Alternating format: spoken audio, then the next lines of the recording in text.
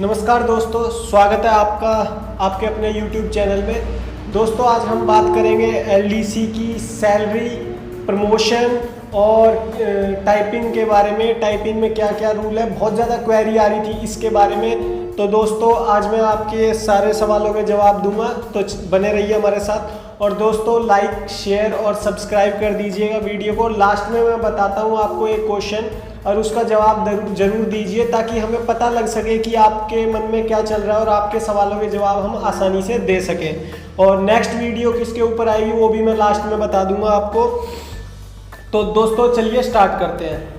पहले दोस्तों हम बात करते हैं टाइपिंग के रूल्स के बारे में। कई बच्चों की ये परेशानी आ रही थी कि बैक स्पेस का यूज़ होगा कि नहीं होगा। तो दोस्तों मैं आपको बता देता हूँ, बैक स्पेस का यूज़ होता है।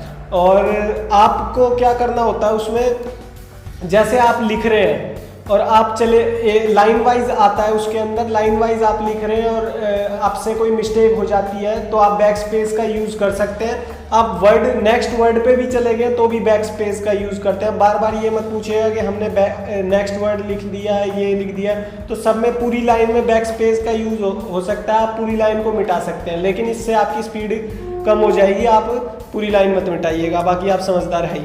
लेकिन एक और बात है, जैसे कि आप एंटर दबा देते हैं तो आप वापस नहीं जा सकते। एंटर दबाने के बाद दूसरी लाइन आएगी और आप फिर टाइपिंग में लग जाएंगे।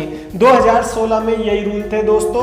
और अब अगर जो कुछ नया एडिशनल आता है तो हम आपको सूचित कर देंगे। तो दोस्तों ये तो थे टाइपिंग के रूल। और एक चीज़ और मैं बताना चाहूँगा, अल्ट की। अल्ट की के बारे में भी बहुत बच्चों ने पूछा है कि अल्ट की का यूज़ कैसे करें, अल्ट की कितनी आती है। तो अल्ट की के बहुत कम वर्ड आते हैं, कुछ 7-8 वर्ड का आप यूज़ कर लीजिए। जैसे राष्ट्र में वो र आता है, वो यूज़ कर लीजिएगा। ई जो बड़ी ई लगाते हैं, बड़ा ऊ लगाते हैं, सिर्फ ये 5-6 वर्ड का आपको याद करना है। और अल्ट की आप ना ही यूज़ करें तो बढ़िया है, क्योंकि आप अल्ट की का यूज़ करके एक वर्ड बनाते हैं, इतने में आप 4 से 5 वर्ड लिख देते हैं। तो दोस्तों ध्यान रखिएगा कि अल्ट की के ज़्यादा वर्ड नहीं आते और आप उन्हें नहीं बनाएंगे और आगे चले जाएंगे तो भी आपके इतने मार्क्स कम नहीं होते, क्योंकि 10 गलतियों का शायद 1 नंबर कटता है। तो इतने मार्क्स, इतने ज़्यादा गलतियाँ, इतनी ज़्यादा अल्ट की के वर्ड यूज़ नहीं होते। और बाकी कुछ अगर जो नोटिफिकेशन में आएगा तो हम आपको बता देंगे। अभी तक की जानकारी यही है। तो अब बात कर लेते हैं एलडीसी के प्रमोशन के बारे में। तो एलडीसी का प्रमोशन होता है दोस्तों, पहले आप लगेंगे एलडीसी, फिर बनेंगे यूडीसी, उसके बाद आपको दे दिया जाता है अकाउंटेंट, एएओ, एओ। ठीक है दोस्तों, ये रहता है इनका सीक्वेंस।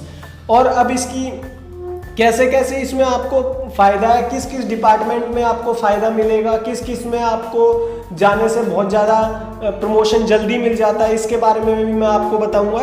तो दोस्तों देखिए, सबसे बड़ा फ़ायदा, सबसे ज़्यादा बेनिफिशियरी आपके लिए एलडीसी लगने में ये है कि जूनियर अकाउंटेंट की एक वैकेंसी निकलती है। और जूनियर अकाउंटेंट की वैकेंसी निकलती है, उसमें आपको सीधा क्या मिलता है, 12% रिलैक्सेशन मिल जाता है और बहुत कम एलडीसी वाले बच्चे उसे भरते हैं। ठीक है, दूसरी बात यह, 4600 ग्रेड पे तक आप कोई भी वैकेंसी भरेंगे, 4600 ग्रेड पे तक आप कोई भी वैकेंसी भरते हैं तो आपको गवर्नमेंट के थ्रू कोटा आपका कम रखा जाता है। आपको जनरल ओबीसी से भी नीचे आपकी लिस्ट जाती है। जैसे जूनियर अकाउंटेंट की पहले वैकेंसी आई थी, उसमें 570 गई थी जनरल की। और जो एलडीसी वालों की जो गवर्नमेंट जॉब में थे उनकी जो कट ऑफ गई थी वो 420 गई थी। तो बहुत बड़ा मार्जिन हो जाता है। आप देख लीजिए, 150 नंबर का बहुत ज़्यादा मार्जिन होता है और आपको आसानी से जॉब मिल जाती है। 12.5% कोटा लगभग अलग से होता है। ठीक है दोस्तों, अब मैं बता देता हूँ पहले सैलरी और फिर बताऊंगा कि प्रमोशन किस डिपार्टमेंट में आपको बहुत जल्दी मिल जाता है और टोटल कितने प्रमोशन आपको मिलते हैं। तो दोस्तों जो एलडीसी की सैलरी है वो है 14,600, जो आप शुरुआत में आपको मिलेगी बेसिक पे।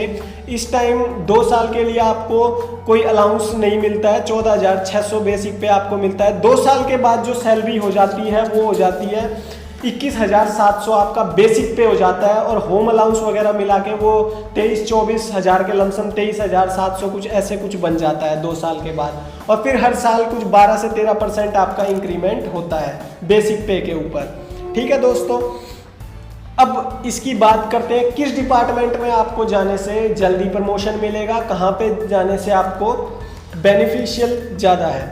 तो दोस्तों सबसे ज़्यादा जल्दी प्रमोशन मिलता है सचिवालय में। सचिवालय में आपको 4 साल में प्रमोशन मिल जाता है।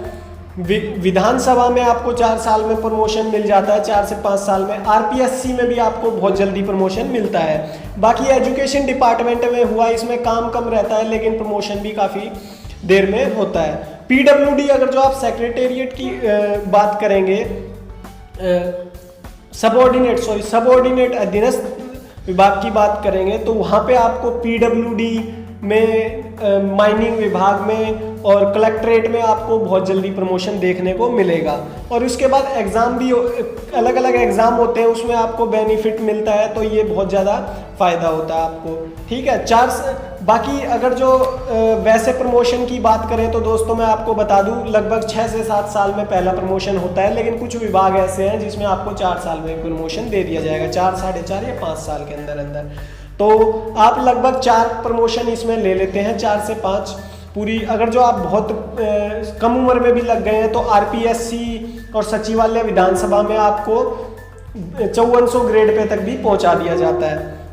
ठीक है दोस्तों, ये तो थी प्रमोशन की बात। अब दोस्तों सैलरी इंक्रीमेंट होता रहता है, हर साल कुछ % बेसिक पे का बढ़ता रहता है, ये भी आपके लिए बेनिफिट है। और सबसे बड़ा बेनिफिट है आपका ये है कि हर साल जो आप एग्ज़ाम देते हैं, ये एग्ज़ाम का बहुत बड़ा बेनिफिट मिलता है, आपकी कट ऑफ बहुत कम जाती है अगर जो आप इसमें ज्वाइन करते हैं। ये था दोस्तों आज का सारा ब्यौरा। और नेक्स्ट जो वीडियो है मैं बना रहा हूँ स्टेनोग्राफर के ऊपर, उसकी मैं सारी पुरानी आपकी सैलरी वगैरह सब बताऊंगा, कैसे एग्ज़ाम होगा, A to Z चीज़ें, क्या सैलरी पैकेज, कितना प्रमोशन रहता है, कौन कौन से डिपार्टमेंट मिलते हैं। तो दोस्तों आपके जो भी सवाल हो आप कमेंट में रिप्लाई ज़रूर करें। जैसे ही आप कमेंट करेंगे हम आपका रिप्लाई कर देते हैं 1 से 1.5 घंटे के अंदर, या फिर कई बार 1 दिन लग जाता है, तो आप पेशेंस बनाए रखें, लेकिन आपको पता है कि मेरा रिप्लाई ज़रूर आता है। तो दोस्तों इसी के साथ आपसे अलविदा लेना चाहूँगा। जय हिंद, जय भारत। लाइक, शेयर और सब्सक्राइब जरूर करें।